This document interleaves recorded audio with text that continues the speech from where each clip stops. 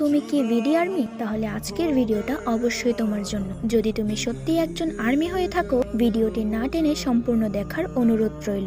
প্রথমে ছবিটির দিকে একবার তাকিয়ে দেখুন। তুরস্ক থেকে শুরু করে ভারত, পাকিস্তান, থাইল্যান্ড, এমনকি ইন্দোনেশিয়া পর্যন্ত একটি সোনালী সুতোয় প্রতিটি দেশ একে অপরের সাথে হৃদয়ের বন্ধনে আবদ্ধ। আরিরাং উপলক্ষে এশিয়ার সকল আর্মিদের এই মহৎ মিলনে প্রায় প্রতিটি দেশের নাম আছে, কিন্তু মাঝখানে একটি বিশাল শূন্যতা।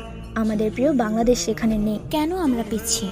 এর কারণ আমাদের ভালোবাসা কম নয়, বরং কোনো শক্ত প্ল্যাটফর্ম নেই। বাংলাদেশের অফিসিয়াল কোনো মিউজিক চার্ট নেই স্পটিফাই বা আইটিউনস এর মতো প্রচার চার্টিং সিস্টেম। ফলে আমাদের দেশের স্ট্রিমারদের এত পরিশ্রম আর বিটিএস এর প্রতি আমাদের অদম্য ভালোবাসা বিশ্বের কাছে অজানায় থেকে যাচ্ছে।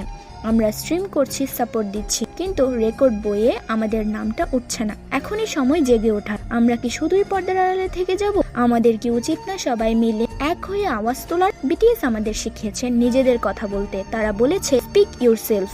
আজ আমাদের সময় এসেছে বাংলাদেশের জন্য একটি অফিসিয়াল মিউজিক চার্ট দাবি করার। বাংলাদেশে স্পটিফাই 2021 সালে আসলেও আমাদের কোনো স্পটিফাই চার্ট নেই।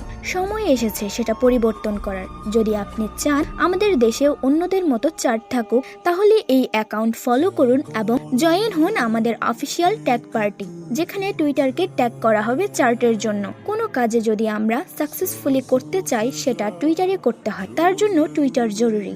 আর জেনে রাখুন, তারা টুইটারে যেসব হ্যাশট্যাগ ইউজ করতে বলবে সেসব হ্যাশট্যাগ ইউজ করবেন, আর অবশ্যই এই অ্যাকাউন্ট ফলো করবেন। এটা আমাদের অফিসিয়াল অ্যাকাউন্ট।